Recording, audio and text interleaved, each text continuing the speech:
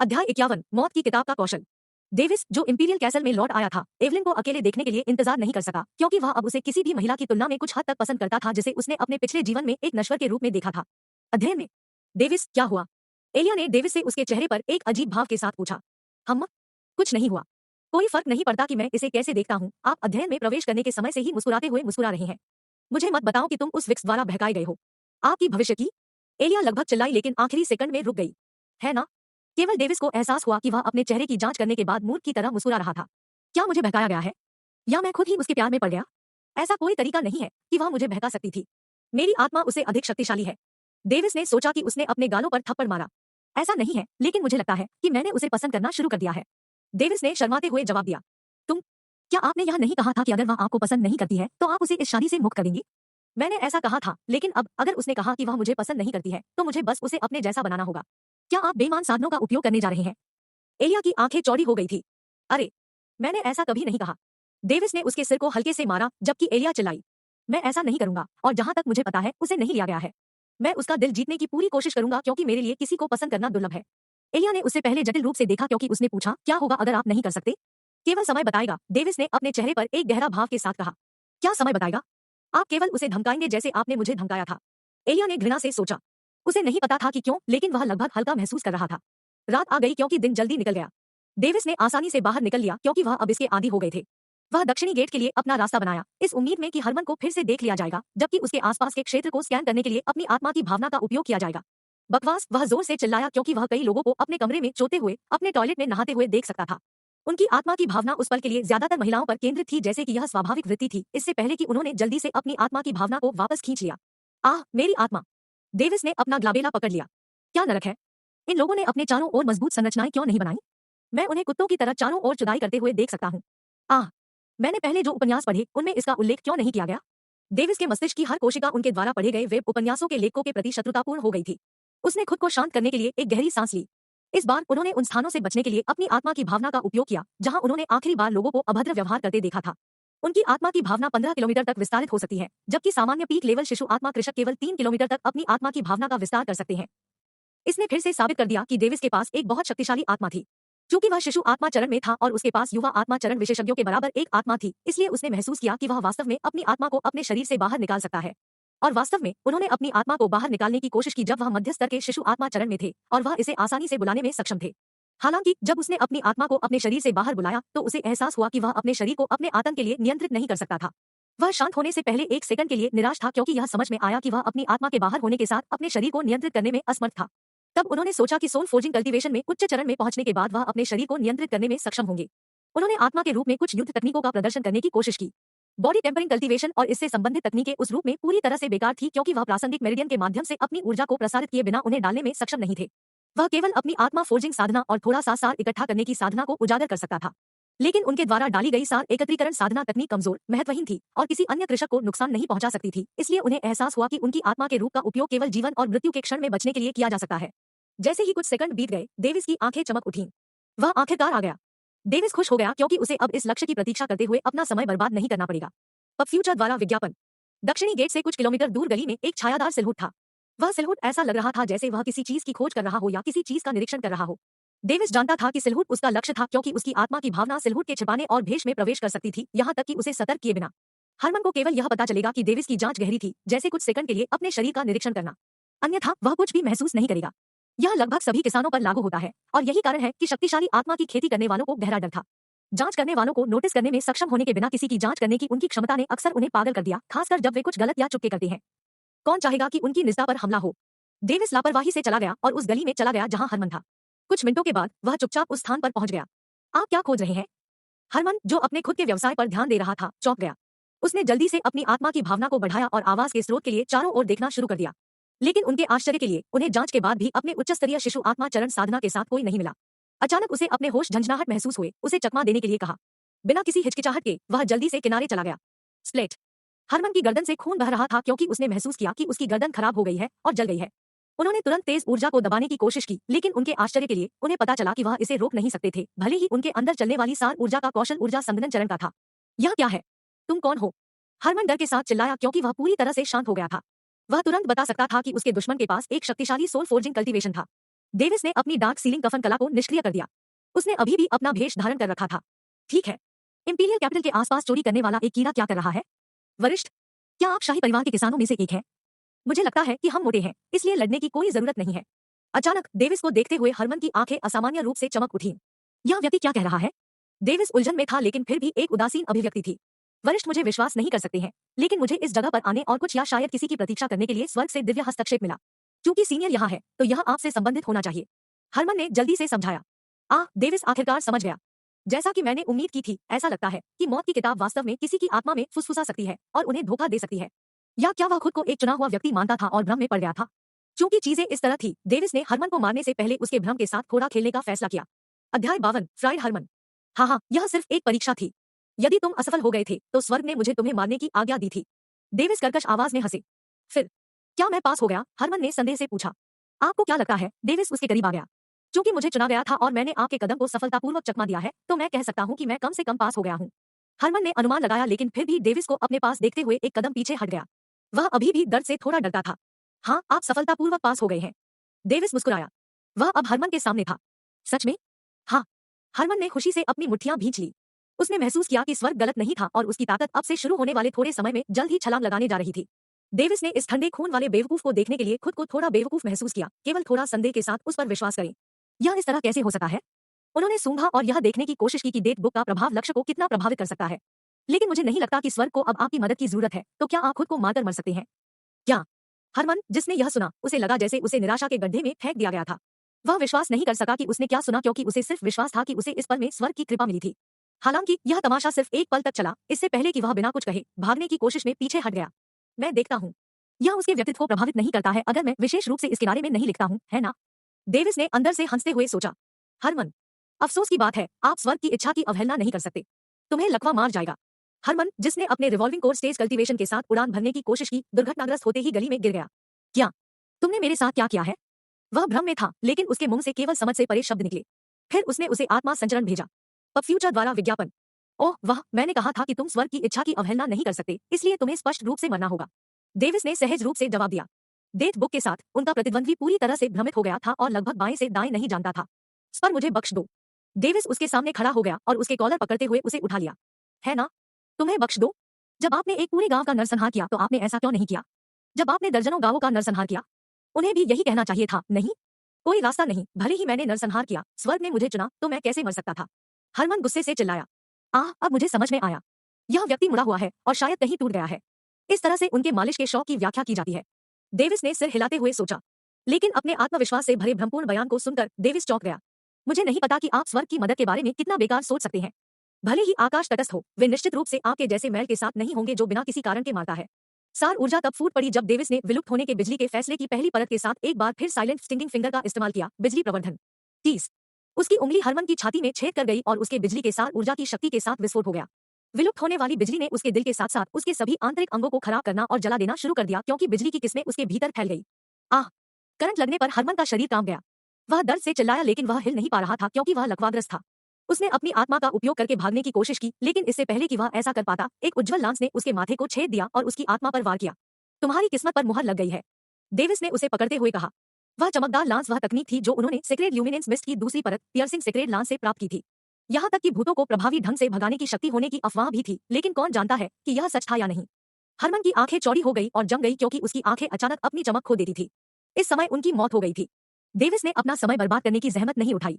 उन्होंने तेजी से हरमन की मृत आत्मा को अवशोषित किया और डेट बुक का उपयोग करके इसे परिष्कृत किया। महसूस किया कि उनकी आत्मा फिर से जीवंत हो रही है। यह राशि 2 और चरम स्तर शिशु आत्मा चरण आत्माएं, और मैं शायद जल्दी से युवा आत्मा चरण में टूट सकता हूँ। खुद को शांत करने से पहले उसके चेहरे पर उत्साह का भाव दिखाई दिया। डेविस ने तब अपनी लाश को एक शांत और उदासीन चेहरे के साथ आकस्मिक रूप से संग्रहित किया। उन्होंने डार्क सीलिंग कफन आर्ट को सक्रिय किया और गली से बाहर अपना रास्ता बनाया। जब वह सड़कों पर घूम रहा था, तो उसने अचानक 2 और उपस्थिति का पता लगाया जो उस स्थान पर जा रहा था जहां वह पहले था। डेविस ने अपनी आंखें बंद कर ली। ये दोनों, क्या वे पहले से 2 स्काई ग्रेड हत्यारे नहीं हैं? वे वास्तव में यहाँ किस लिए हैं? क्या ऐसा हो सकता है कि वे उस दिशा में एक लक्ष्य को मारने जा रहे हैं, या वे दक्षिणी गेट के माध्यम से शाही राजधानी छोड़ रहे हैं? डेविस उत्सुक हो गया, इसलिए उसने चुपके से उनका पीछा करने से पहले एक पल के लिए सोचा। लेकिन उन दोनों का पीछा करने के बाद उन्होंने देखा कि वे उस गली में रुक गए जहां वह पहले था, डार्क अर्थ ऑर्गेनाइजेशन ब्रांच की दिशा में लौटने से पहले थोड़ी देर के लिए जांच कर रहे थे। डेविस ने एक पल के लिए फिर से उनके कार्यों पर विचार किया, क्योंकि अब उन्हें एक स्पष्ट संदेह था कि यह उनकी डेट बुक के कारण था। क्या ऐसा इसलिए हो सकता है क्योंकि मैंने डेट बुक पर लिखा था कि वह तब तक इंतजार करता है जब तक कि एक निश्चित व्यक्ति अपना जीवन समाप्त करने के लिए नहीं दिखाता? तो अगर मैंने कोई कदम नहीं उठाया होता तो भी वह पहले ही किसी अन्य व्यक्ति द्वारा मारे जाने से मर चुका होता। इस मामले में डेट बुक ने किसी तरह उन दो हत्यारों को उसे मारने के लिए आकर्षित किया, लेकिन इससे पहले कि ऐसा हो पाया मैंने झूठ बोला और उसे मार डाला। यदि ऐसा है तो मौत की किताब वास्तव में दिलचस्प है। डेविस इस विचार पर मुस्कुराया लेकिन जल्दी से शांत हो गया। तब मुझे डेट बुक पर जो कुछ भी लिखता हूँ उस पर अतिरिक्त सावधानी बरतनी होगी, कहीं ऐसा न हो कि मैं खुद के लिए परेशानी लाऊं। उसने आह भरी, यह सोचकर कि अगर वह सावधान नहीं था तो यह डेट बुक दोधारी तलवार के रूप में भी काम कर सकती है। डेविस ने तब क्षेत्र छोड़ दिया, डार्क अर्थ ऑर्गेनाइजेशन शाखा की ओर बढ़ रहा था। एक बार जब वह उस स्थान पर पहुंच गया तो उसने डार्क सीलिंग कफन आर्ट को निष्क्रिय कर दिया। उन्होंने भूमिगत तहखाने में भ्रम गठन को अस्थायी रूप से निष्क्रिय करने के लिए डार्क ऑर्गेनाइजेशन बैच का इस्तेमाल किया। फिर उन्होंने हॉल का दरवाजा खोलने के लिए फिर से बैच का इस्तेमाल किया। डार्क अर्थ संगठन शाखा में मुख्य हॉल। पीला, जो उदासी में घूम रहा था, अचानक डेविस को देखा। अचानक उसे डर लगने लगा। सीनियर डेड एंड, वह चिल्लाया और जल्दी से उसके पास भागा। डेविस ने यह सुना और अपनी पीठ के पीछे हाथ रखकर शांति से उसकी ओर बढ़ गया। क्या वरिष्ठ यहाँ मिशन से हटने के लिए है? उसे खोजने और मारने में लंबा समय लग सकता है, लेकिन उस कारण से पीछे हटने की कोई आवश्यकता नहीं है ना? मैं सीनियर के मिशन को पूरा करने के लिए लंबे समय तक इंतजार कर सकता हूँ। मैं इंतजार भी कर सकता हूँ। इस डर से कि डेविस इस मिशन से पीछे हट सकता है, येलो ने उसे वापस न लेने के लिए विभिन्न प्रकार के कारणों के साथ आने की कोशिश की, लेकिन इससे पहले कि वह बुलश्ती कर पाता, डेविस ने उसे रोक दिया क्योंकि उसने अपना हाथ थोड़ा ऊपर उठाया था। वरिष्ठ, कृपया, यदि आप पीछे हटते हैं तो मुझे परिणामस्वरूप दंडित किया जाएगा। पीला उत्सुकता से चिल्लाया। मैंने मिशन पूरा कर लिया है, डेविस ने शांति से कहा। वरिष्ठ, कृपया इस मिशन से पीछे न हटें। मेरा जीवन इस पर निर्भर करता है। पीला लग रहा था जैसे वह जल्द ही रोने वाला था। डेविस ने अपनी उंगलियां चटका दी। इसने येलो को अपनी श्रद्धा से बाहर निकाला और परिणामस्वरूप भीड़ का ध्यान उसकी ओर मोड़ दिया। मैंने कहा कि मैंने पीक लेवल अर्थ ग्रेड मिशन पूरा कर लिया है। डेविस ने अपने शब्दों को प्रतिपादित किया, जिससे येलो का मुंह अचानक लटक गया। अरे वाह! अध्याय 53, विडंबनापूर्ण मिशन। पीली की आंखें चौड़ी हो गई। उसने महसूस किया कि डेविस ने क्या कहा था। आसपास की भीड़ भी हैरान थी। फिर उन्होंने उसे ऐसे देखा जैसे वह कोई मूर्ख हो। लोगों पर नासमझी की झलक देखकर डेविस ने हाथ हिलाया।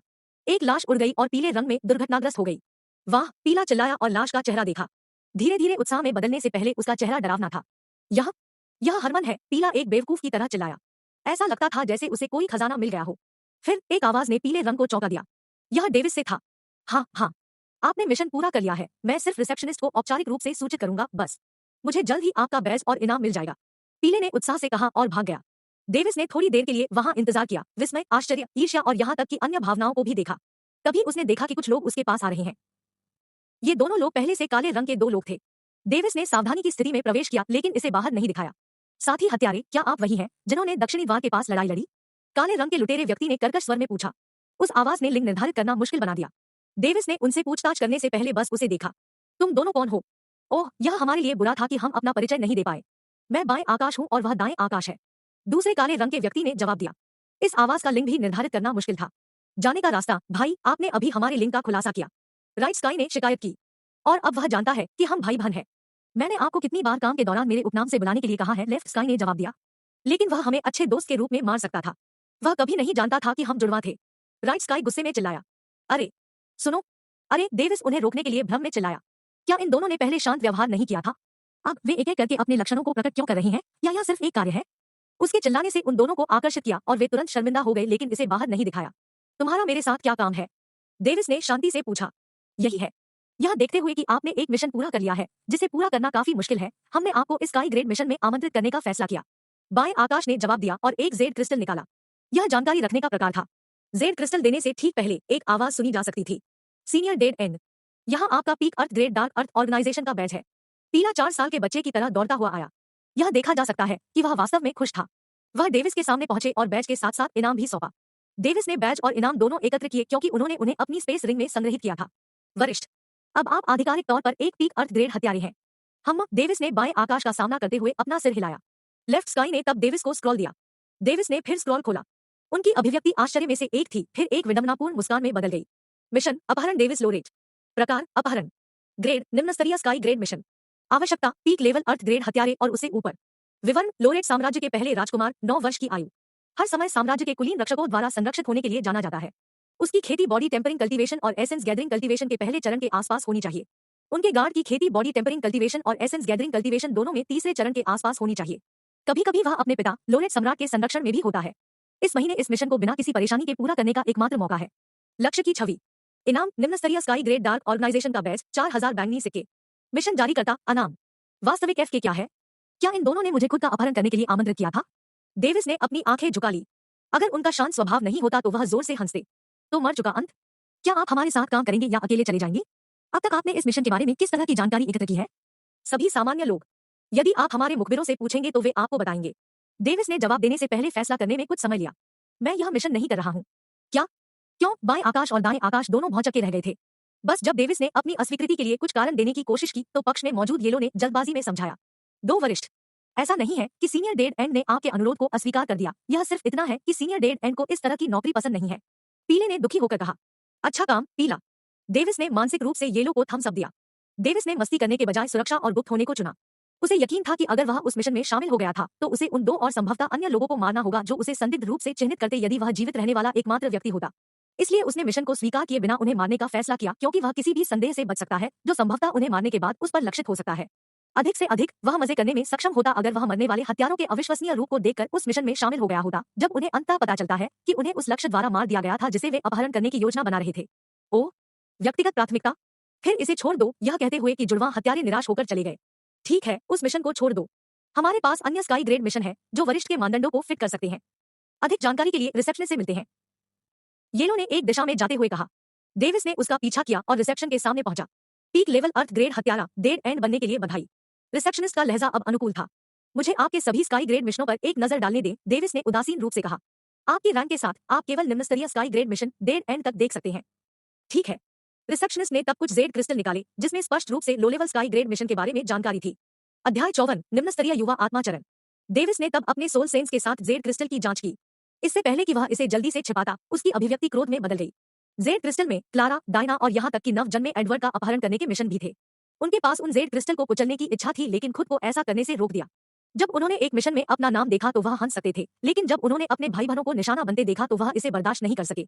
समझ में आता है, अगर मैं एक लक्ष्य हूं तो वे भी हैं। TCH, रुको।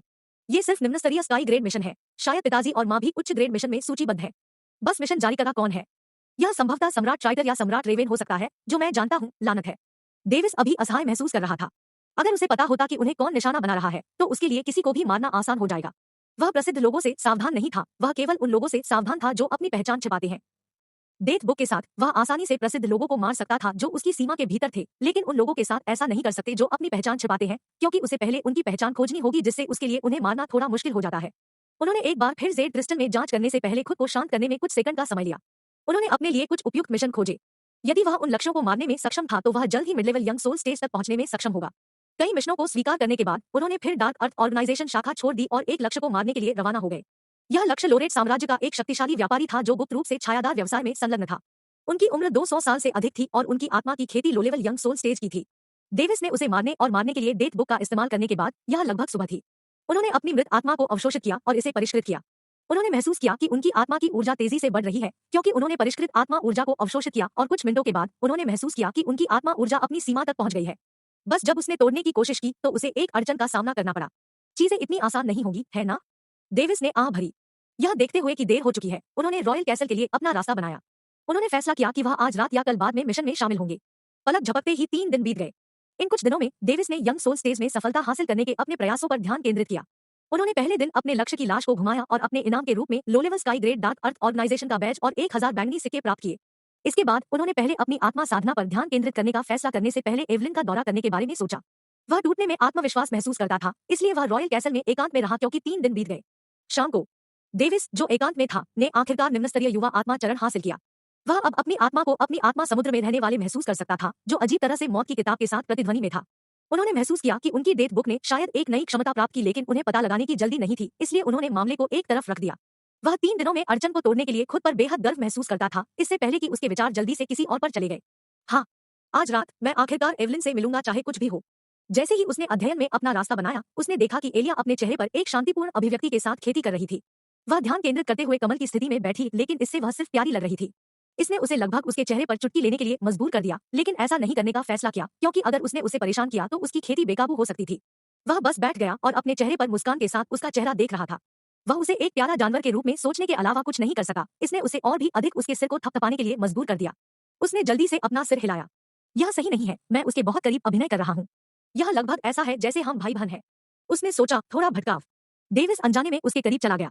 फिर उसने फिर से उसके चेहरे को देखा। उसका चेहरा उसके चेहरे से दूर हाथ की लंबाई में था। इस बार उसकी आंखें अनैच्छिक रूप से उसके होठों पर रुक गई। वह अपने दिल में एक अज्ञात भावना को महसूस किए बिना नहीं रह सका। खेती कर रही एलिया ने अचानक अपनी आंखें खोल दी।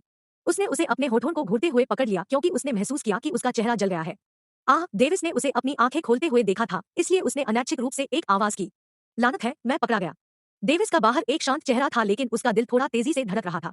वह खड़ा हुआ और सीटी बजाते हुए वापस चला गया जैसे कुछ हुआ ही नहीं। इसके बाद उन्होंने शांति से अध्ययन छोड़ दिया और पुस्तकालय की ओर चले गए। एलिया, जो वहां बैठी थी, ने शर्मिंदगी में अपनी मुट्ठी भींच ली। उसका चेहरा अभी भी जलना बंद नहीं हुआ था। वह क्या था? वह मेरे चेहरे के इतने करीब क्या कर रहा था? वह मुझे घूरता क्यों रहा? जैसे ही उसने भ्रम की अपनी दुनिया में प्रवेश किया, उसके सिर के चारों ओर विचार घूम रहे थे। उसके बाद वह खेती करने के मूड में नहीं आ सकती थी, चाहे उसने कितनी भी कोशिश की हो। डेविस, जो पुस्तकालय के रास्ते में था, उसके सिर में चिल्लाया, मैं एक लोलिकॉन नहीं हूँ, मैं एक लोलिकॉन नहीं हूँ, मैं एक लोलिकॉन नहीं हूँ, मैं एक लोलिकॉन नहीं हूँ। वह इसका जाप करता रहा क्योंकि उसने अपने शरीर के निचले हिस्से में थोड़ी समस्या देखी। मैं युवावस्था में प्रवेश कर चुका हूँ। उसने अजीब तरह से सोचा। वह इस तथ्य पर अधिक खुश होता कि वह युवावस्था में पहुंच गया था, लेकिन जिस स्थिति में उसे पता चला था, वह उसे एक छेद में छिपाना चाहता था। उसे सुबह से अजीब लग रहा था, लेकिन जैसे ही वह अपनी आत्मा की खेती कर रहा था, उसने मामले को अपने सिर के पीछे रख दिया, जो अब उसकी शर्मिंदगी का कारण बना। वैसे भी यह बुरा है, और जब मैं एवलिन से मिलने जा रहा हूँ, मुझे उम्मीद है कि मैं उसके स्थान पर मूर्खतापूर्ण निर्णय नहीं लूंगा। उसे लगा कि कोई उसकी जिंदगी से खेल रहा है। वह अपने शरीर के निचले हिस्से को अपने विचारों को प्रभावित नहीं करने देने के लिए दृढ़ था। डेविस तब अपना समय बिताने के लिए पुस्तकालय में पहुंचे। उन्होंने अपनी आत्मा का प्रभावी ढंग से उपयोग करने के बारे में कुछ जानकारी पढ़ी और कुछ विविध जानकारी के बारे में पढ़ा जो संभवतः एक दिन उपयोगी हो सकती है। अध्याय 55, यंग मिस का अफेयर है। आखिरकार रात आ ही गई। पहली बार डेविस को लगा कि उसने अपने जीवन में कभी इतना इंतजार नहीं किया था। उन्होंने रॉयल कैसल छोड़ दिया और कॉल्डन एम्पोरियम के लिए अपना रास्ता बनाया। कॉल्डन एम्पोरियम अभी भी खुला था।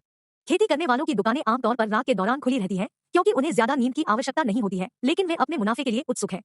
डेविस ने अपनी आभा को छिपाने के लिए अपनी डार्क सीलिंग कफन कला को सक्रिय करते हुए एक काला वस्त्र पहना था, लेकिन अपनी उपस्थिति नहीं। इसके बाद उन्होंने कॉल्डन एम्पोरियम में आकस्मिक रूप से प्रवेश किया। कर्मचारियों ने उसे अंदर आते देखा, लेकिन उन्होंने उसे परेशान नहीं किया क्योंकि वह काले कपड़े पहने हुए था। काले रंग के लोग आमतौर पर अपनी पहचान छिपाते हैं और परेशान नहीं होना चाहते हैं जब तक कि उन्हें कुछ मदद की आवश्यकता न हो, इसलिए उन्होंने उसके पास जाने का विकल्प नहीं चुना। इसके बाद वह बिना कोई चक्कर लगाए सीधे कॉल्डन पिल स्टोर के लिए रवाना हो गए। जब उन्होंने कॉल्डन पिल स्टोर में प्रवेश किया तो उन्हें उसी युवा महिला द्वारा स्वागत किया गया जिससे वह पिछली बार मिले थे। प्रिय ग्राहक, मैं आपकी मदद कैसे कर सकता हूँ? डेविस को सिर में दर्द था। वह अपनी आवाज या अपनी प्रच्छन्न आवाज को प्रकट नहीं करना चाहता था। उसने बस बेतरतीब ढंग से एक शेल्फ में रखी गोलियों की ओर इशारा किया। ओह, आपको किस तरह की गोली पसंद है, वरिष्ठ? उसने उसे अनदेखा कर दिया। प्रवेश द्वार के पास डेस्क पर रखे कैटलॉग को पकड़ने के लिए चला गया।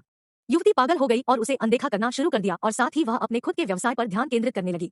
उसने केवल डेविस से परिचित होने और कुछ खरीदने पर कमीशन से एक राशि अर्जित करने के लिए संपर्क किया। इस बीच उन्होंने कॉल्डन पिल स्टोर के आसपास जांच करने के लिए अपनी आत्मा का इस्तेमाल किया।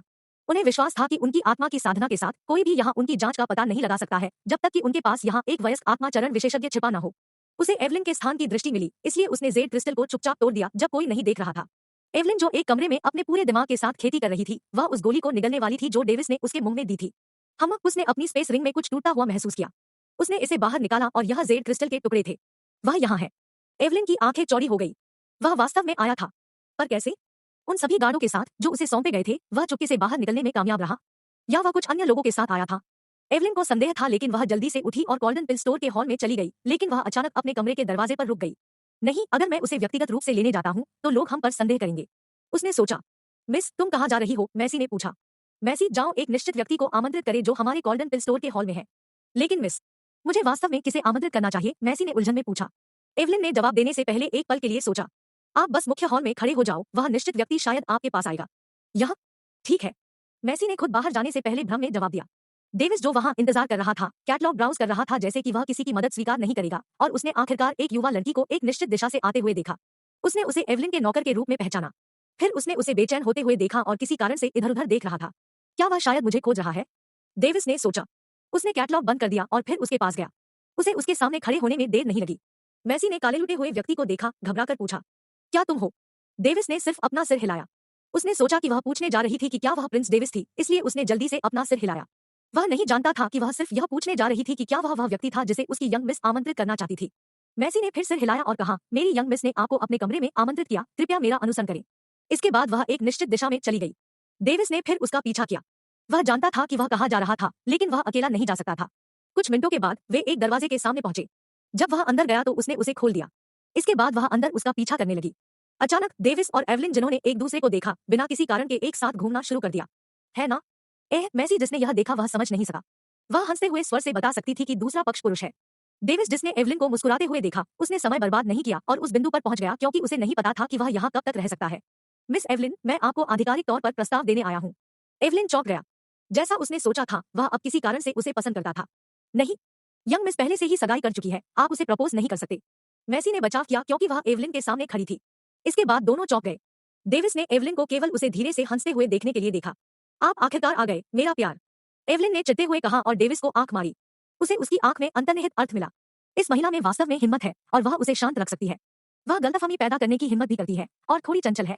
डेविस ने सोचा लेकिन उसके प्रयासों पर रेत नहीं फेंकने का फैसला किया। ओ माय एवलिन, जब तक मैंने तुम्हें आखिरी बार नहीं देखा था तब तक मुझे कितना समय हो गया है। उसने अपना हाथ बढ़ाया, साथ खेला। यह बहुत लंबा हो गया है, मेरे प्यार। उसने इस तथ्य पर दाव लगाते हुए उसका हाथ पकड़ लिया कि वह उसके साथ कुछ नहीं करेगा। मिस, आपका अफेयर चल रहा है? कोई रास्ता नहीं। मैसी जिसने यह देखा, वह उलझन में पड़ गई कि उसने अपने बालों को खींचना शुरू कर दिया। वे दोनों फिर एक साथ हंसे, यह देखकर कि वह धोखा दिया गया था। मैसी और भी भ्रमित हो गया, इसलिए डेविस ने आखिरकार अपना कार्य रोक दिया और अपने हुड को हटा दिया। तुम वही हो, प्रिंस डेविस। मैसी लगभग धुंधली हो गई लेकिन उसने जल्दी से अपनी जीभ पकड़ ली। क्या इस लड़की ने मुझे सिर्फ एक बच्चा कहा था? डेविस की आंखें फड़कने लगी। एवलिन सिर्फ यह देखकर मुस्कुराया। डेविस ने यह भी देखा कि एक अच्छा माहौल बनाने के लिए मैसी का आभारी था। वह नहीं जानता था कि उसके साथ आराम से बात करने के लिए एक माहौल कैसे बनाया जाए। आखिरकार वह महिलाओं से संपर्क करने में अच्छी तरह से वाकिफ नहीं था। अध्याय 56, अनजाने में एक बारूदी सुरंग पर कदम रखना। क्या अब आप इसे समझ सकते हैं, मैसी? एवलिन ने उसे शांति से पूछा। हाँ। मैसी अपनी गलतफहमी के लिए शर्मिंदा थी। प्रिंस डेविस, क्या आपके पास एक और काला वस्त्र है? एवलिन ने पूछा। मेरे पास है, लेकिन किस लिए? उसने उसे जवाब नहीं दिया, लेकिन मैसी से बात की। मैसी उस काले वस्त्र को पहनते हैं और कुछ समय के लिए हमारे गोल्डन एम्पोरियम के चारों ओर घूमते हैं। यहाँ, इसे भी पहनो। एवलिन ने अपना ताबीज निकाला और उसे मैसी को दे दिया। इसमें किसी की आभा को छिपाने की शक्ति थी। डेविस ने एक अप्रयुक्त काला वस्त्र भी लिया और उसे अब दिया कि वह उसकी योजना को समझ गया था।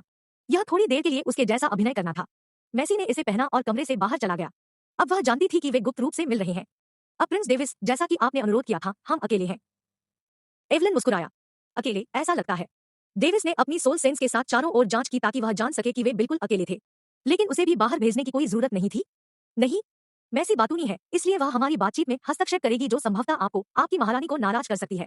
तो फिर आपके पास मेरा धन्यवाद है, डेविस ने सिर हिलाते हुए कहा। यह मेरी खुशी है, कृपया बैठ जाओ।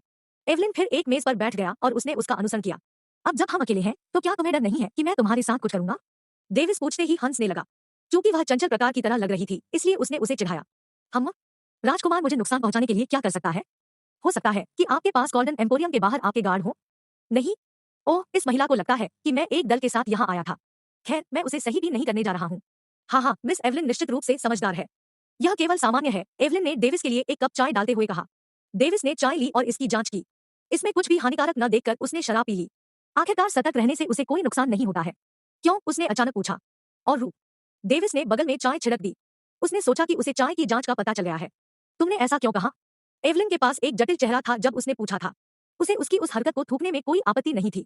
अब डेविस जानता था कि उसने क्या पूछा था। खांसी। मिस एवलिन, मैं आपको पसंद करने लगा, इसलिए मैं इस शादी के बारे में थोड़ा गंभीर हूँ, डेविस ने सच्चाई से जवाब दिया। क्यों? मैं पूछूंगा कि कब? तुमने मुझे कब पसंद करना शुरू किया? एवलिन की आंखें संकुचित थी, उसकी नजर तेज थी। जिस क्षण से मैं तुमसे मिला, उसने शांति से कहा। तुम झूठ बोल रहे हो, उसने आह भरी। नहीं, यह सच है, उन्होंने जोरदार जवाब दिया। यह एक पूछताछ की तरह क्यों लगता है? डेविस को एक अस्पष्ट संदेह था। तो जब हम पहली बार मिले थे तो आपने मुझे हमारी शादी पर विचार करने के लिए क्यों कहा? उसने पूछते हुए असंतोष की आवाज निकाली। डेविस ने फिर गंभीरता से कहा। उस समय मुझे लगा कि आप स्पष्ट रूप से इस शादी के खिलाफ थे, इसलिए मैंने बात की। और अब? उसने फिर से सवाल किया। डेविस ने अपनी आंखों में चमक के साथ जवाब दिया। अब मुझे एहसास हुआ कि मैं आपको बहुत पसंद करता हूँ। तो क्या आप इस प्रस्ताव को स्वीकार करेंगे? क्या यह स्वार्थी नहीं है? एवलिन व्यंग्यात्मक रूप से हंसे। हाँ, है। मैं तुम्हें अपने लिए चाहता हूँ, डेविस ने बेशर्मी से जवाब दिया। तुम? अगर मैं मना कर दूं तो क्या होगा? उसने फिर से अपनी आंखें बंद कर ली। तब मैं केवल आपके मन को बदलने के लिए कड़ी मेहनत कर सकता हूँ। मुझे यकीन है कि मैं किसी भी तरह आपको अपने जैसा बना लूंगा, वह हंसते हुए कहा। कुछ क्षणों के तनाव और चुप्पी के बाद एवलिन अनजाने में, स्पष्ट रूप से आराम से, यह औरत, वह कठोर अभिनय कर रहा है। क्या वह मेरे साथ एक वयस्क की तरह व्यवहार कर रही है? नहीं, वह मुझे अपने भविष्य के रूप में मान रहा है। समझ में आता है कि वह इसके बारे में इतना गंभीर है। डेविस यह पता लगाने के लिए उसकी हर अभिव्यक्ति को देख रहा था कि वह क्या सोच रही थी और वह ऐसा करने के लिए केवल अपनी धारणा पर भरोसा कर सकता था। डेविस ने तब आह भरी, अगर केवल क्लारा यहाँ होती तो बातचीत में लाभ रखना आसान होता। लेकिन इस मामले में मैं उसे इस शादी को 100% बर्बाद करते हुए देख सकता हूँ। वह चुपके से खुद पर हंसने लगा। खांसी। तो आपका उत्तर क्या है? मिस एवलिन, कोई तरीका नहीं है कि मैं इसे इतनी जल्दी दे सकता हूँ, आपके बारे में ज्यादा जानने के बिना नहीं। एवलिन ने उसकी बेशर्मी पर चमक बिखेरी, लेकिन किसी तरह उसे उसकी स्पष्टवादिता पसंद आई। शायद इसलिए कि वह प्यारा है, उसने सोचा। आपके पास एक बिंदु है, मैं आपके बारे में भी अधिक जानना चाहता हूँ। अगर हमें मौका मिला तो हम एक दिन रॉयल कैपिटल के आसपास का दौरा करेंगे। डेविस ने सिर हिलाया। हम उसने कभी उम्मीद नहीं की थी कि वह उसे बाहर ले जाने के लिए आमंत्रित करेगा, इसलिए यह उसके लिए एक आश्चर्य के रूप में आया क्योंकि वह चुप हो गई।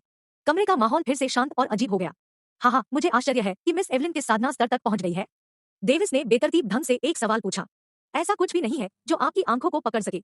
अचानक उसकी आवाज बर्फीले स्वर में बदल गई। ओए, ऐसा नहीं है कि मैंने आपका वजन पूछा है। डेविस की आंख फड़क गई। यह देखकर कि उसे एक बुरे विषय पर मौका मिला, उसने कुछ कहने की कोशिश की।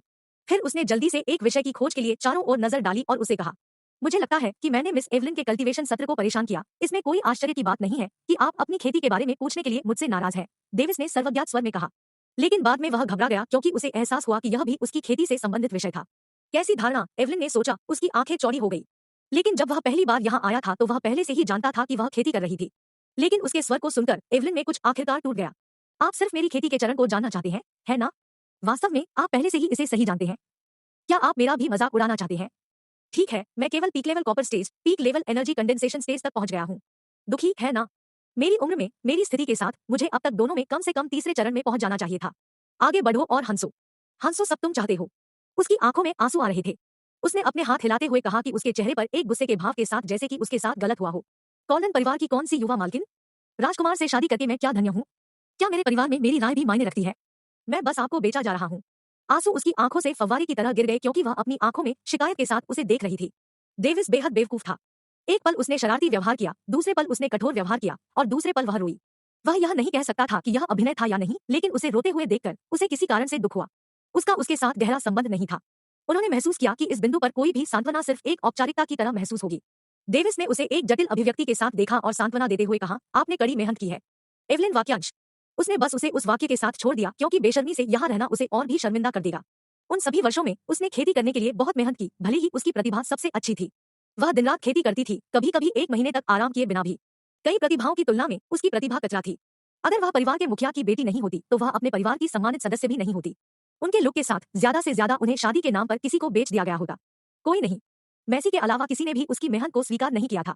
लगभग हर कोई उसे एक वस्तु की तरह देखता था, अपने परिवार की स्थिति बढ़ाने के लिए एक वस्तु। उस समय वह वास्तव में संतुष्ट महसूस कर रही थी और स्वीकार कर रही थी क्योंकि उसने अपनी शिकायतों को चिल्लाया था। अध्याय 57, 20 दिन। रॉयल कैसल के रास्ते में डेविस को वास्तव में बुरा लगा। उसे विश्वास था कि उसने उसे रुला दिया था। उसे लगा कि उसे स्वार्थी काम नहीं करना चाहिए था, एक छेद की तरह। वह नहीं जानता था कि उसकी खेती उसके लिए गले की जगह थी। अगर उसे पता होता तो वह पूछने की हिम्मत नहीं करता। अब उसे एहसास हुआ कि वह औरत हर किसी के सामने मोर्चा रख रही थी, जबकि वह अपने दिल में एक बड़ा बोझ उठाती है। इससे वह यह भी बता सकता था कि उसके मन में अपनी प्रतिभा और साधना को लेकर हीन भावना है। क्या थोड़ा मजबूर होना बहुत बुरा है? उसने सिर हिलाते हुए सोचा। वह उसे अपना बनाना चाहता था, इसलिए उसने उसे अदालत में थोड़ा धक्का दिया। क्या यह गलत था? लेकिन वह यह नहीं जानता था कि उसने जो वाक्य बोला था उसने उसे अगले स्तर तक अपनी छाप बढ़ाने में मदद की थी। बीच रास्ते में वह अचानक रुक गया। लानत है, मुझे अच्छा नहीं लग रहा है। वह गुस्सा हो गया और एक जेड क्रिस्टल निकाला। क्षमा करें, ऐसा लगता है कि आपकी मृत्यु की तारीख आज स्थानांतरित कर दी गई है। लक्ष्य की हत्या करते समय उसने ठंडे दिमाग में सोचा। मूल रूप से उसने कल से उन्हें मारने की योजना बनाई थी, लेकिन आज उन पर अपना गुस्सा निकालने का फैसला किया। डेविस पहले की तरह कुछ युद्ध अनुभव प्राप्त करते हुए लक्ष्य को चारा दिया और मार डाला। उन्होंने एक असफल सुरक्षित योजना भी लागू की यदि उनका लक्ष्य पहले की तरह भागने की कोशिश करता था। उसके बाद उसने लक्ष्य की सफलतापूर्वक हत्या कर दी और मृत आत्मा को अवशोषित कर लिया। उन्होंने महसूस किया कि आत्मा साधना में अगले स्तर के करीब एक कदम बढ़ रहा है। उनका मानना था कि जब तक उनके पास मृत्यु पुस्तक और उपयुक्त आत्माएं हैं, तब तक वह अपनी आत्मा साधना का अनुभव कई गुना कर सकते हैं। इसके बाद उन्होंने रॉयल कैसल में वापस जाने का रास्ता बनाया क्योंकि यह लगभग सुबह थी। दिन बीतते गए क्योंकि वह एक एक करके अपने लक्ष्यों को मारता चला गया। जल्द ही वह अपने लक्ष्यों को मारने के लिए अपनी दक्षता और विश्वसनीयता के लिए डार्क अर्थ संगठन में लगभग एक किंवदंती बन गया। उसे लगा जैसे वह एवलिन के साथ बात नहीं कर सकता क्योंकि उसे एक बार फिर से देखकर अजीब लगा। फिर भी वह उसके बाद एक बार बात करना चाहता था, लेकिन वह उसे नहीं ढूंढ सका क्योंकि वह अपनी जागीर में वापस चली गई। 20 दिन बीत गए जब उन्होंने 8 निम्न स्तरीय स्काई ग्रेड मिशन लक्ष्यों को मार गिराया। उनमें से लगभग 4 में निम्न स्तरीय युवा आत्मा चरण की खेती थी, जबकि अन्य में पीक लेवल शिशु आत्मा चरण की खेती थी। इन 20 दिनों के दौरान उन्होंने पाया कि कोई भी उन्हें या उनके भाई बहनों को हत्यारे के रूप में पूरी रात लक्षित नहीं करता था, इसलिए वह किसी भी स्काई ग्रेड कल्टीवेटर्स को खत्म करने में विफल रहे जो संभवतः उनके पीछे आ सकते थे। उन्होंने महसूस किया कि यह अजीब था क्योंकि यह उन्हें और उनके भाई बहनों को लक्षित करने का सही अवसर था क्योंकि लोगन रॉयल कैपिटल से बाहर थे। उन्होंने यह भी पता लगाने की कोशिश की थी कि डेट बुक की नई क्षमता क्या थी, लेकिन उन्हें इसका कोई फायदा नहीं हुआ। उन्होंने लगभग संदेह किया कि क्या उनकी डेट बुक को एक नई क्षमता प्रदान की गई थी या नहीं, यह भी कि क्या यह विकसित होना बंद हो गया था या नहीं। भले ही उन्होंने निर्मम निष्पादन के बाद सफलतापूर्वक mid level young soul stage हासिल किया जो उन्होंने किया था। इसके बाद उन्होंने अपनी खेती को पीक लेवल आयरन स्टेज और peak level energy condensation stage तक बढ़ा दिया। किए गए निष्पादन और अवशोषित आत्माओं की संख्या से वह समझ गया कि उसे अगले स्तर पर आगे बढ़ने के लिए कम से कम 5 मध्यस्तरीय युवा आत्मा चरण विशेषज्ञों की आत्मा की आवश्यकता है। सौभाग्य से उनकी डेट बुक उस संबंध में बेहद मददगार थी, इसलिए उन्हें इसके बारे में चिंता करने की आवश्यकता नहीं थी। रॉयल कैपिटल दहशत में थी क्योंकि शक्तिशाली आंकड़े जो अपनी संपत्ति के लिए प्रसिद्ध थे एक एक करके मर रहे थे। वे शक्तिशाली लोग कोई और नहीं बल्कि वे लक्ष्य थे जिन्हें डेविस ने बिना किसी दया के मार गिराया था। इसलिए वह बिल्कुल भी डर में नहीं था, लेकिन इसे अन्य लोगों के समान नहीं कहा जा सकता है। डेविस ने समझा कि उनके कार्य बुरे लोगों और संगठनों के खिलाफ युद्ध की घोषणा करने के समान थे, लेकिन उन्होंने इसे वैसे भी किया क्योंकि कोई भी उनकी पहचान नहीं ढूंढ पाएगा जब तक कि वे कुछ वयस्क आत्माचरण कृषकों को नहीं लाएंगे। वह यह भी समझ गया कि उसके कार्यों ने उसके पिता को अप्रत्यक्ष रूप से आकर्षित किया क्योंकि उसके पिता सम्राट थे। इससे उनके पिता अल्फ्रेड साम्राज्य से थोड़ी जल्दी चले गए। लोगान रॉयल कैपिटल के रास्ते पर था जब उसने एक शक्तिशाली हत्यारे के बारे में सुना था जिसे डेड एंड के नाम से जाना जाता था, जो हमेशा अपने लक्ष्य को बिना किसी विफलता के मार देता है। लेकिन वह चिंतित नहीं था क्योंकि उसने अपना होमवर्क किया था और जानता था कि डेड एंड के लक्ष्य सभी मैल और पतित थे और निश्चित रूप से उसका परिवार नहीं होगा। इसलिए लोगन चिंतित था, लेकिन चिंतित नहीं था। वह चिंतित था कि शाही राजधानी की ताकत में और गिरावट आएगी क्योंकि शक्तिशाली किसान हत्यारे से डरते हुए चले जाएंगे, भले ही वे पतित हो या नहीं। इसलिए उन्होंने मृत अंत के रूप में जाने जाने वाले इस हत्यारे को रोकने के लिए थोड़ी जल्दी छोड़ दिया, भले ही वह कीड़े की शाही राजधानी को साफ करने के लिए उसके लिए थोड़ा आभारी महसूस किया। दुनिया ने भोर का स्वागत किया। डेविस, जो अभी अभी अपने शिकार से लौटा था, जानता था कि वह अपने पिता के आज घर आने के कारण अब और बाहर नहीं निकल पाएगा। वह अंत में कुछ आराम करने, यहाँ तक कि सोने के लिए अध्ययन के लिए चला गया। वह 20 दिनों से अधिक समय तक नहीं सोने के लिए थका हुआ महसूस कर रहा था। वह शिकार पर गया, सभी 3 खेती प्रणाली की खेती की, जिसने उसके शरीर पर भारी असर डाला क्योंकि वह अपने पिता के लौटने से पहले जितना संभव हो उतना सुधार करना चाहता था। किसानों को उतनी नींद की आवश्यकता नहीं होती है, लेकिन यह अभी भी एक ऐसी प्रक्रिया है जिसका आनंद लिया जाता है, इसलिए यहाँ तक कि किसानों को भी समय समय पर सोने की आदत होती है क्योंकि यह उन्हें आराम करने में मदद करता है। आह, लानत है, मैं बहुत थक गया हूँ। अच्छी नींद की एक रात मुझे फिर से जीवंत कर देगी। भले ही यह लगभग सुबह थी, किसानों को परवाह नहीं थी कि वे कब सो गए। जैसे ही उसने अध्ययन के लिए दरवाजा खोला, उसने एलिया को देखा। एलिया के चारों ओर बिजली की चिंगारियां घूमने के कारण बिजली में दरार आ गई। वह कमल की स्थिति में बैठी हुई थी, जिसमें उसके चेहरे को चित्रित करने वाली एक गंभीर अभिव्यक्ति थी। वह है अगले चरण में प्रवेश करना, बहुत अच्छा। डेविस के चेहरे पर खुशी के भाव थे। कुछ मिनट बीतने से पहले उसके चारों ओर चमकने वाली बिजली कम हो गई और उसका चेहरा एक शांत अभिव्यक्ति में लौट आया। फिर जब उसने अपनी खेती की जांच की तो उसकी अभिव्यक्ति उत्साह से भरी थी। कहते हुए डेविस मुस्कुराया। एलिया, ऊर्जा संघनन चरण को तोड़ने के लिए बधाई। हम उसने अपना सिर हिलाया, अभी भी उत्साह में। अचानक एक शक्तिशाली सोल सेंस ने रॉयल कैसल की जांच की। ओह, ऐसा लगता है कि पिताजी वापस आ गए हैं। डेविस सोल सेंस की आभा को पहचानने से पहले चौंक गया था। भले ही डेविस अभी mid level young soul stage में था, लेकिन वह एक low level adult soul stage cultivator द्वारा जांच किए जाने का पता लगा सकता था। वह शायद एक mid level adult soul stage cultivator से जांच का भी पता लगा सकता है क्योंकि उसकी आत्मा बहुत शक्तिशाली है। डेविस को यकीन था कि वह अपने पिता से समान रूप से लड़ सकता है अगर वे सिर्फ अपनी आत्मा साधना के साथ लड़े। सम्राट है। एलिया ने अपनी आंखें चौड़ी कर ली। डेविस ने बोलते हुए अपनी थोड़ी रगड़ी। हाँ, और ऐसा लगता है कि हम पकड़े गए। एलिया का चेहरा पीला पड़ गया। अध्याय 58 हेरफेर। लोगन, जो अपने दल के साथ लौटे, रॉयल कैसल के ऊपर तैरने लगे। पहली चीज जो उन्होंने की वह वापस नहीं आई थी, लेकिन किसी भी असामान्यता के लिए रॉयल कैसल के चारों ओर स्कैन करने के लिए अपनी सोल सेंस का विस्तार किया था। उन्होंने क्लेयर को डायना और एडवर्ड के साथ अपने कमरे में देखा। क्लारा अपने कमरे में अकेले खेती कर रही थी और डेविस एलिया के साथ अपने अध्ययन में। यह देखते हुए कि कोई असामान्यता नहीं थी, उन्होंने अपनी आत्मा की भावना को हटा दिया और आराम किया, लेकिन नाक बहुत सिकोड़ी। हम डेविस की नौकरानी जिस कल्टीवेशन तकनीक में प्रशिक्षित करती है, वह विलुप्त होने के फैसले से मिलती जुलती है। वह पृथ्वी पर क्या सोच रहा है? लेकिन उसने जल्द ही आह भरी। फिर उसने प्रवेश द्वार के माध्यम से रॉयल कैसल में प्रवेश किया क्योंकि कई लोगों ने उसका स्वागत किया क्योंकि वह एक सम्राट की तरह उनके पास से चला गया। वह सीधे सिंहासन हॉल के लिए रवाना हो गया क्योंकि समारोह के मास्टर ने सम्राट की वापसी की घोषणा की। यह गड़गड़ाहट की तरह पूरे रॉयल कैसल में गूंज रहा था। क्लेयर, क्लारा, डेविस और अन्य सभी अधीनस्थ जिन्होंने यह सुना, सिंहासन हॉल की ओर बढ़े। यह देखकर कि उनका परिवार और उनके अधीनस्थ सभी उन्हें सम्मान देने के लिए आए, उन्होंने अपना सिर हिलाया। शाही परिवार एक अनौपचारिक अवसर में जो चाहे आरामदायक हो सकता है, लेकिन इस तरह के औपचारिक अवसर में उन्हें अपना सम्मान देना होगा और अपने सम्राट को औपचारिक होना होगा। लोगान ने कुछ मिनट बीतने के बाद अपने अधीनस्थों के साथ कुछ खुशियों का आदान प्रदान किया। फिर अचानक एक गार्ड जल्दबाजी में कदमों के साथ सिंहासन हॉल में दौड़ता हुआ आया। इसके बाद गार्ड ने जल्दबाजी में सूचना दी। सम्राट, अज्ञात मूल के साथ एक कालालूट वाला आदमी यह जानने का दावा करता है कि विद्रोह के गद्दार कहाँ है। वह वर्तमान में हमारे रॉयल कैसल के प्रवेश द्वार के सामने है और महामहिम की अनुमति की प्रतीक्षा कर रहा है। हम उसे अंदर जाने दो। लोगान की आंखें चमक उठीं। वह उन दो को खत्म करने का इंतजार नहीं कर सका जो उस समय भाग गए थे। हाँ, गार्ड ने जल्दबाजी में नीचे के लोगों को बताया। कुछ मिनटों के बाद एक कालालूट वाला आदमी शांत कदमों के साथ सिंहासन के कमरे में चला गया। वह फिर झुक गया। तुम कौन हो? क्या आप उन दो गद्दारों के ठिकाने को जानते हैं? हेनरिक्सन ने एक प्रश्नात्मक अभिव्यक्ति के साथ काले लुटे हुए आदमी से पूछा। काले रंग के लुटेरे आदमी ने कुछ नहीं कहा, लेकिन सिर्फ अपना हाथ हिलाया। धमाका। एक लाश जिसकी छाती में छेद था अचानक सिंहासन हॉल के फर्श पर गिर गई। तुरंत हर कोई चिंतित हो गया और लाश के लिए अपनी धारणा बढ़ा दी। लोगों ने लाश पर अपनी धारणा भी बढ़ाई, लेकिन कालेलूट वाले व्यक्ति की जांच करने से परहेज किया क्योंकि इसे अशिष्ट माना जाएगा। यह कूपर हॉकवुड है, हेनरिक्सन चिल्लाया। लोगान समेत सभी की आंखें चौड़ी हो गई। हेनरिक्सन कुछ सवाल पूछने ही वाले थे कि अचानक डेविस कालेलूट वाले आदमी के पास पहुंचे। डेविस को कालेलूटे हुए आदमी के पास देखकर उसने तुरंत अपने सोल सेंस के साथ कालेलूटे हुए आदमी की जांच की क्योंकि वह अब असभ्य होने के बारे में कम परवाह नहीं कर सकता था। जब उसने जांच की तो काले लूट वाला आदमी अचानक चला गया और वहां पहुंच गया जहां डेविस चला गया। डेविस ने इसे देखा और जल्दी से पीछे हट गया क्योंकि उसके पास के गार्ड जल्दी से उसका बचाव करने के लिए दौड़ पड़े। केस, क्या आप हिम्मत करते हैं?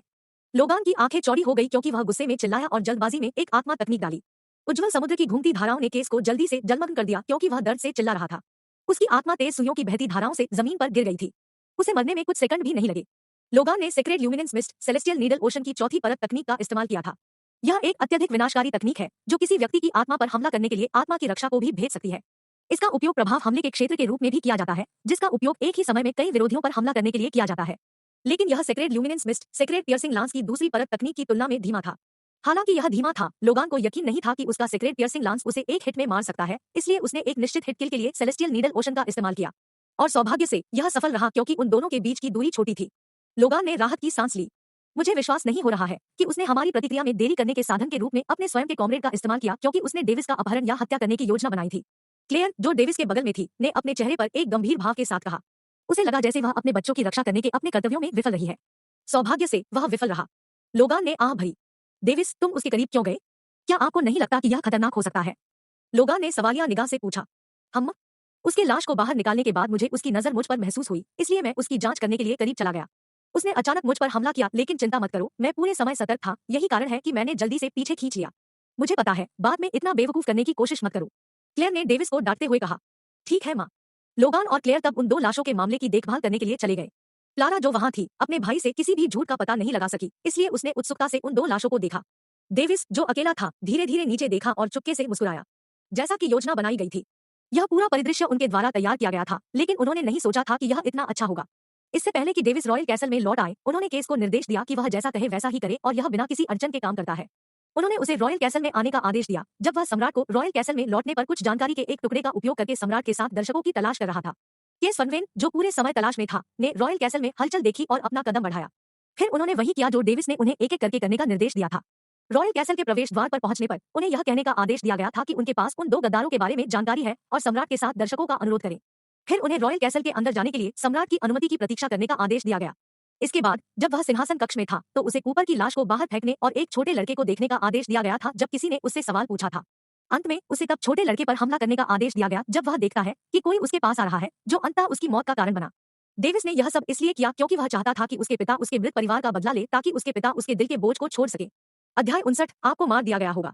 उस घटना के बाद एक दिन बीत गया। लोगान ने महसूस किया कि उसके दिल में एक बोझ गायब हो गया है। उन्होंने उन दो गद्दारों की बात का ध्यान रखा। उन्होंने देखा कि कूपर की छाती में छेद था, इसलिए उन्हें कुछ भी संदेह नहीं था। वह छेद केस की शक्ति से बनाया गया था, इसलिए उसे संदेह नहीं था। डेविस ने कल रॉयल कैसल में प्रवेश करने से पहले केस को कूपर की छाती में छेद करने का आदेश दिया था। इन मामलों का ख्याल रखने के बाद लोगान ने अपनी इंद्रियों के साथ पूरी रॉयल कैपिटल की जांच की क्योंकि वह प्रत्येक स्थान पर चले गए, लेकिन उन्हें डेड एंड बिल्कुल नहीं मिला। उन्होंने पाया कि रॉयल कैसल के पास कुछ हथियारे छिपे हुए थे क्योंकि उन्होंने बाद में उन्हें मार डाला था। उसने जिन हथियारों को मारा उनमें वे दो हथियारे शामिल थे जिनका नाम लेफ्ट स्काई और राइट स्काई था। लेकिन डेविस को यह बिल्कुल नहीं पता था। अगर उसे पता होता तो यह उसके लिए सिरदर्द को दूर कर देता। एलिया, क्या आप तैयार है? डेविस ने छूते हुए पूछा। हाँ, एलिया ने एक नरम आवाज के साथ जवाब दिया। उसका खूबसूरत शरीर कांप रहा था। मैं अभी प्रवेश कर रहा हूँ, डेविस ने अपने चेहरे पर आत्मविश्वास के भाव के साथ कहा। चरमराना। डेविस ने सम्राट के क्वार्टर का दरवाजा खोला क्योंकि वह एलिया के साथ अंदर गया था। पिताजी, जैसा कि आपने अनुरोध किया, मैं एलिया के साथ आया। हम लोगन, जो अपनी मेज के पास बैठा था, ने अपना सिर हिलाया। घटना के बाद कल डेविस को उसके पिता ने अपने कमरे में आने के लिए कहा क्योंकि वह उससे कुछ बात करना चाहता था। इसके बाद उन्हें एलिया को भी साथ लाने के लिए कहा गया। डेविस, मेरे लिए अपनी साधना का प्रदर्शन करो, लोगान ने कहा कि जैसे ही उसने अपनी थोड़ी को अपने हाथों पर टिकाया, डेविस ने अपना सिर हिलाया और उसे देखने के लिए अपनी खेती का प्रदर्शन किया। डेविस के चारों ओर काली बिजली चमक रही थी क्योंकि उसने अपने शरीर से अपनी ऊर्जा उत्सर्जित की थी। फिर उसके शरीर ने एक भूरे रंग की आभा उत्सर्जित की क्योंकि उसके शरीर से उत्पन्न होने वाला दबाव बढ़ गया था। बहुत बढ़िया, आप पीक लेवल आयरन स्टेज और peak level energy condensation stage तक पहुंच गए हैं। लोगान की अभिव्यक्ति गर्व में से एक थी। मिड लेवल आयरन स्टेज से कुछ महीनों में पीक लेवल आयरन स्टेज तक पहुंचने के लिए डेविस ने अपने शरीर को विकसित करने के लिए दिन के दौरान कड़ी मेहनत की। उनके पास आवश्यक संसाधन थे, इसलिए उन्होंने इन कुछ महीनों में अपने शरीर की खेती को जल्दी से बढ़ाने पर ध्यान केंद्रित किया। डेविस ने अपनी आत्मा की खेती नहीं दिखाई क्योंकि एलिया भी यहाँ थी। लोगान ने उसे इसे प्रदर्शित करने के लिए भी नहीं कहा। यह उनके बीच एक मौन सहमति थी। लोगान ने फिर अपना सिर एलिया की ओर मोड़ दिया। एलिया, जिसने देखा, तुरंत फिर से कांपना शुरू कर दिया। उसने शांत होने की कोशिश करते हुए अपनी मुट्ठियां भींच ली, लेकिन कोई फायदा नहीं हुआ, वह नहीं कर सकी। एलिया, क्या यह था? वाई, हाँ, अपनी साधना का भी प्रदर्शन करो। एलिया चुप रहते हुए निकल गई। क्या गलत है? राजकुमार की नौकरानी के रूप में आपका कर्तव्य है कि आप उनके जीवन की रक्षा करें और उनकी जरूरतों का भी ध्यान रखें। मैंने सुना है कि आपकी प्रतिभा अच्छी थी, इसलिए मैं देखना चाहता था कि आप किस तरह के साधना स्तर पर पहुंच गए हैं। उसने डेविस को केवल उसके चेहरे पर मुस्कान के साथ धीरे से सिर हिलाते हुए देखा। यह देखकर उसने भी थोड़ा सिर हिलाया और दृढ़ संकल्प के साथ अपनी साधना का प्रदर्शन किया। एलिया के चारों ओर बिजली चमक रही थी क्योंकि उसने अपने शरीर से ऊर्जा उत्सर्जित की थी। यह एक छोटी सी विलुप्त होने की विशेषता के साथ सामान्य बिजली की चमक थी क्योंकि उसके पास डेविस की तरह लाइटनिंग एलिमेंटल नहीं था। उसके बाद उसके शरीर की आभा ने भूरेलाल रंग का उत्सर्जन किया क्योंकि उसके शरीर से दबाव ने एक अत्याचारी प्रकार की आभा बिखेरी। लोगान ने अपना सिर हिलाया और टिप्पणी की, एक नौकरानी के लिए बुरा नहीं है, लेकिन क्या आप अब समझते हैं कि आप शाही परिवार के लिए और भी अधिक ऋणी हैं? हाँ, उसने सम्राट को देखा और बहादुरी से जवाब दिया। अच्छा, अब आप जा सकते हैं। मैं अपने बेटे से अकेले में बात करना चाहता हूँ। एलिया झुक गई और चुपचाप पीछे हट गई क्योंकि वह जल्दी से कमरे से दूर चली गई। उसके बाहर जाने के बाद डेविस के पूछने से पहले कुछ पल की चुप्पी थी। क्या आप मुझसे इसके बारे में पूछने नहीं जा रहे हैं, पिताजी? लोगान ने शांत चेहरे के साथ कहा। क्यों? मेरा मानना है कि हमारे एकाधिकार वाली तकनीकों के साथ उसे प्रशिक्षित करने के लिए आपके पास अपना तर्क है। मुझे आपके फैसले पर भरोसा है, पिताजी। डेविस हिल गया था। उसने सोचा था कि वह अभी अपने पिता के साथ एक बड़ी लड़ाई करेगा, लेकिन उसे उम्मीद नहीं थी कि वह उन्हें इतनी आसानी से छोड़ देगा। मुझे वह रूप मत दो। यदि मृत शाही परिवार अभी भी जीवित था तो आपको हमारी गुप्त तकनीकों को केवल एक नौकरानी को सौंपने के लिए मार दिया गया होगा। लेकिन चूंकि मैं अब सम्राट हूँ, इसलिए मुझे नियम तय करने हैं। और चूंकि आप मेरे बेटे हैं, इसलिए आपको उस पर बहुत छूट मिलती है। लोगान अपने चेहरे पर एक गहरा भाव के साथ मुस्कुराया। बस सुनिश्चित करें कि वे तकनीकें किसी कारण से लीक न हो। लोगान ने तब भौहें सिकोड़ी। डेविस ने हंसते हुए कहा, मैं करूंगा, यह कहने के बिना चला जाता है। लोगान ने तब अपने बेटे द्वारा दिए गए जवाब से संतुष्ट होकर अपना सिर हिलाया। और ऐसा क्या था जो तुमने कहा था कि तुम मुझसे पहले बात करना चाहते थे? डेविस ने तब पूछा, उत्सुक कि उसके पिता ने उसे यहाँ क्यों बुलाया। हाँ, यही मुख्य कारण था कि मैंने आपको यहाँ बुलाया था, लोगान ने एक गहरी सांस लेते हुए जवाब दिया। क्या आप जानते हैं कि मैं आपकी माँ से कैसे मिला? क्या आप जानते हैं कि हमें एक दूसरे से प्यार कैसे हो गया? मेरी माँ? पिताजी, क्या आपने मुझे अपनी प्रेम कहानी के बारे में बात करने के लिए यहाँ बुलाया था? डेविस ने हंसते हुए कहा, क्या तुमने कभी अपनी माँ के माता पिता के बारे में नहीं सोचा? क्या आपने कभी इस बारे में नहीं सोचा है कि आपकी माँ अपनी उत्पत्ति के बारे में बात क्यों नहीं करती है? हाँ, शायद इसलिए कि मेरी माँ के माता पिता मर चुके हैं। उन्होंने कमोबेश इसे इस तरह माना क्योंकि उनकी माँ ने अपनी उत्पत्ति से संबंधित किसी भी चीज पर नाराजगी जताई थी। लोगान ने अपना सिर हिलाया। डेविस को इस बारे में एक बुरी भावना मिली। आप अब अचानक यह क्यों पूछ रहे हैं? आप रूथ साम्राज्य की महारानी से मिले, है ना? लोगान ने जवाब नहीं दिया, लेकिन इसके बजाय एक सवाल पूछा। हम, मुझे याद है, महारानी इसाबेला रूथ। डेविस ने अपना सिर हिलाया। उनका दिमाग एक ग्लैमरस दुनिया में जाने से खुद को रोक नहीं सका। वह अब उसे क्यों पाल रहा है? ऐसा नहीं हो सकता कि वह मेरी माँ की बहन है या ऐसा कुछ है ना? उसने अविश्वास से सोचा। अध्याय 60, ग्रैंड सी कॉन्टिनेंट मीट। अफवाह यह है कि इसाबेला छठे चरण में पहुंच गई और सफलतापूर्वक महाद्वीप छोड़ दिया। लोगान ने अचानक विस्फोटक समाचार का एक टुकड़ा गिरा दिया जो डेविस के कानों में घंटी की तरह बज रहा था। असंभव है। क्या हमारा महाद्वीप एक बाधा से बंद नहीं है जो पांचवें चरण से ऊपर के लोगों के लिए प्रवेश करना मुश्किल बनाता है? हो सकता है कि अगर आप इसे बाहरी दुनिया के परिप्रेक्ष्य से देखें तो हमारा महाद्वीप लगभग एक गुप्त क्षेत्र की तरह है। डेविस अविश्वास में चिल्लाया। ऐसा लगता है कि बाधा केवल बाहरी लोगों को प्रतिबंधित करती है, न कि उन लोगों को जो इस महाद्वीप में पैदा हुए हैं। फिर भी वह छठे चरण में कैसे पहुंच गई जहां तक पहुंचना वास्तव में मुश्किल है? डेविस को संदेह था। यहाँ तक कि अगर वह छठे चरण में पहुंच गई तो क्या इस महाद्वीप के पूर्वज भी कभी इस अवस्था में थे? मैंने आपको सही बताया कि उसे विरासत मिली। यह वास्तव में शक्तिशाली होना चाहिए था। डेविस ने आखिरकार समझ में अपना सिर हिलाया। यह कोई आश्चर्य की बात नहीं है कि वह अपनी उम्र में इतनी जल्दी सिंहासन तक पहुंच सकती है, भले ही उसके पूर्ववर्ती अभी भी जीवित हों। ऐसा लगता है कि उसकी महत्वाकांक्षाएं एक घटिया महाद्वीप को जीतने से बहुत अधिक है, हालांकि हमारे लिए अच्छा है। लोगान ने उसकी ताकत से थोड़ी जलन महसूस करते हुए टिप्पणी की। और इसका मेरी माँ से क्या लेना देना है? डेविस ने उसे देखा और सवाल किया क्योंकि वह स्पष्ट रूप से समझ गया था लेकिन इसके बारे में निश्चित नहीं था। लोगान ने गंभीर स्वर में कहा, तुम्हारी माँ हमारे महाद्वीप की नहीं है। डेविस ने अपनी आंखें चौड़ी की और अपनी मुट्ठियां भींच ली, क्योंकि वह जानता था कि अगर ग्रैंड सी कॉन्टिनेंट को इसके बारे में पता चल गया तो वह सभी साम्राज्यों द्वारा लक्षित किया जाएगा। आप जानते हैं कि हर 15 साल में हमारे और बाहरी लोगों के लिए हमारे दायरे का उद्घाटन होता है ना? लोगान ने डेविस के कंधों को पकड़ लिया। हाँ, क्षेत्र के उद्घाटन के दौरान विभिन्न पांचवें चरण और निचले किसान महाद्वीप पर आक्रमण करने के लिए मधुमक्खियों की तरह झुंड बनाते हैं, लेकिन सौभाग्य से महाद्वीप की सभी ताकतें अपने आक्रमण को रोकने के लिए हर 15 साल में अस्थायी रूप से हाथ मिलाती है। महाद्वीप के पांचवें चरण के विशेषज्ञ आजकल बहुत कम और कम है। यही कारण है कि वे युद्धों में भाग नहीं लेते हैं और इसके बजाय बाहरी लोगों से महाद्वीप की रक्षा करते हैं। हमारे क्षेत्र का अगला उद्घाटन है, उसने जारी रखा। 2 साल में, है ना? तो आप 13 साल पहले माँ से मिले थे? डेविस ने टोका। बहुत समझदार। हाँ, 13 साल पहले हमारा क्षेत्र आखिरी बार बाहरी लोगों के लिए खोला गया था। लोगान ने सिर हिलाया। वह फिर मुस्कुराया। वह और मैं मूल रूप से दुश्मन थे, लेकिन भाग्य ने हमें एक साथ खेला। लेकिन मैं इसके लिए स्वर्ग का भी बहुत आभारी हूँ। मैं हमारे अतीत में विस्तार से नहीं जाऊंगा, लेकिन आपकी माँ ने अपने मार्शल करियर को खत्म करते हुए खुद को अपनी मातृभूमि लौटने से मना किया। उसने मेरे साथ रहने के लिए खुद पर एक क्रूर विकल्प बनाया। यही कारण है कि मैं चाहता हूं कि आप महारानी इसाबेला रूथ की तरह बने, जिन्होंने इस असीम दुनिया में अपने लिए एक रास्ता बनाया था। जब तक उन्होंने वाक्य समाप्त किया, लोगान ने डेविस के कंधे को कसकर पकड़ लिया। अपने आप को मजबूत बनाओ, मुझसे ज्यादा मजबूत, हर किसी से मजबूत, ताकि आप अपनी माँ को बेहद गर्व महसूस कर सकें। मैं करूंगा, डेविस ने अपनी आंखों में चमकते हुए उत्साह और दृढ़ संकल्प के साथ जवाब दिया। फिर एक बार जब आप ऊपर हो जाते हैं तो हमारे महाद्वीप पर लौट आए और साबित करें कि उस समय आपकी माँ का निर्णय गलत नहीं था। हाँ, अपनी मुट्ठियां भींचते हुए डेविस का खून खौल उठा। लोगान कहने से पहले शांत हो गया। 1 साल में ग्रैंड सी कॉन्टिनेंट मीट होगी। मैं चाहता हूं कि आप इसमें भाग लें और मेरी तरह ही पहला स्थान प्राप्त करें। हम क्या महारानी इसाबेला रूथ आपसे ज्यादा मजबूत नहीं थी? डेविस ने उलझन में पूछा। वह शायद उस समय अपनी विरासत प्राप्त कर रही थी, इसलिए वह प्रतियोगिता के लिए दिखाई नहीं दी। लोगान मुस्कुराया और कहा, ओ, इसमें भाग लेने के लिए मेरे लिए प्रतियोगिता के बारे में इतना अच्छा क्या है? डेविस जानना चाहता था कि उसे एक प्रतियोगिता में क्यों भाग लेना चाहिए जिसमें उसे कोई दिलचस्पी नहीं थी। एक और प्रवेश द्वार है, लोगान ने अचानक कहा। नोवी पाउंड एक एन। क्या? एक और? डेविस की आंखें चौड़ी हो गई। हाँ, और यह केवल 30 वर्ष से कम उम्र के लोगों को उस प्रवेश द्वार से गुजरने की अनुमति देता है, लोगान ने कहा। उसका स्वर निराशा में से एक था। तो प्रतियोगिता उस प्रवेश द्वार में बाहरी लोगों के आक्रमण को रोकने के लिए युवा नायकों को चुनने के लिए है। हाँ, उस प्रवेश द्वार में प्रवेश करने के लिए शीर्ष 200 प्रतिभाओं के लिए स्थान सौंपे जाएंगे। तो शक्तिशाली लोग आक्रमणकारियों से मिलने वाली लूट पर एकाधिकार कर रहे हैं। मैं समझता हूँ। डेविस समझ में आते ही व्यंग्यात्मक रूप से हंसे।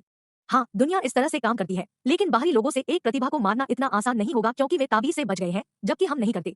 लोगान ने गंभीर स्वर में कहा। मैं देख रहा हूँ। डेविस ने कंधे उचकाए क्योंकि इससे कोई फर्क नहीं पड़ता कि उनके पास ताबीज है या नहीं, वह आखिरकार उन्हें एक पल में मार सकता है। यहाँ तक कि अगर उन्होंने लूट ली है तो यह केवल मिड लेवल स्काई ग्रेड और निचले लेकिन उच्च के लायक नहीं होगा। रुको, तो आप लोग अपनी साधना तकनीकों और अपनी मातृभूमि के बारे में जानकारी के लिए अपने दिमाग की खोज क्यों नहीं करते? हमने कोशिश की, लेकिन उनकी सभी आत्माओं को उच्च शक्तियों द्वारा जानकारी लीक करने से सील कर दिया गया है। वे अपनी जानकारी साझा करने के लिए भी प्रकट नहीं कर सकते हैं। यहाँ तक कि माँ? डेविस ने मुट्ठी भींचते हुए पूछा। हाँ, यही कारण है कि मैं चाहता था कि आप मजबूत हो क्योंकि आपके पास एक शक्तिशाली आत्मा है। यदि यह आप है तो मुझे आश्वस्त किया जा सकता है कि आप जल्द ही उसकी आत्मा से मुहर हटा सकते हैं, और मेरा मानना है कि आप थोड़े समय में किसी और की तुलना में मजबूत हो सकते हैं। लोगान ने कहा जैसे उसे अपने बेटे पर अंधा विश्वास था। आप ऐसा क्यों कह रहे हैं? डेविस ने अपनी आंखें बंद कर ली क्योंकि उसे लगा कि यह गड़बड़ है। आपकी आत्मा बहुत मजबूत हो गई है और ताबीज मेरी जांच को अवरुद्ध करने के लिए पर्याप्त शक्तिशाली नहीं है, इसलिए मुझे स्पष्ट रूप से पता है कि आप कम से कम यंग सोल स्टेज तक पहुंच गए हैं। लोगन डेविस को देखकर ऐसे उदास लग रहा था जैसे उसने उसके खिलाफ कोई लड़ाई जीत ली हो। हाँ, ऐसा लगता है कि मैं पकड़ा गया हूँ। मैंने सोचा कि मैं प्रतियोगिता के दौरान आपको एक सरप्राइज दूंगा, डेविस ने कहा, थोड़ा खुश। वह लोगों को जांच करने से रोकने के लिए ताबीज की शक्ति पर विचार करने में विफल रहे। ऐसा लगता है कि यह एक वयस्क आत्माचरण की आत्मा की भावना को अवरुद्ध नहीं कर सका। बेवकूफ मत बनो, अगर मुझे नहीं पता था तो मैं आपको प्रतियोगिता में बिल्कुल भी नहीं भेजूंगा। आपकी सुरक्षा सबसे महत्वपूर्ण है, लोगान ने उसे डांटा। और इन सबसे ऊपर आप केवल 9 साल के हैं, लोगान ने मुस्कुराते हुए कहा। डेविस और लोगन ने तब एक दूसरे को इसमें अंतर्निहित अर्थ के साथ देखा। डेविस आभारी था कि उसके पिता ने इस बारे में नहीं पूछा कि वह अपनी आत्मा की साधना को जल्दी से बढ़ाने में कैसे कामयाब रहा। लोगन स्पष्ट रूप से बेहोश हो गया कि भले ही उसने डेविस से पूछा, वह इस सवाल का जवाब नहीं देगा। इसलिए लोगान ने इसके बारे में नहीं पूछा, वरना यह उनके बीच चीजों को अजीब बना देता।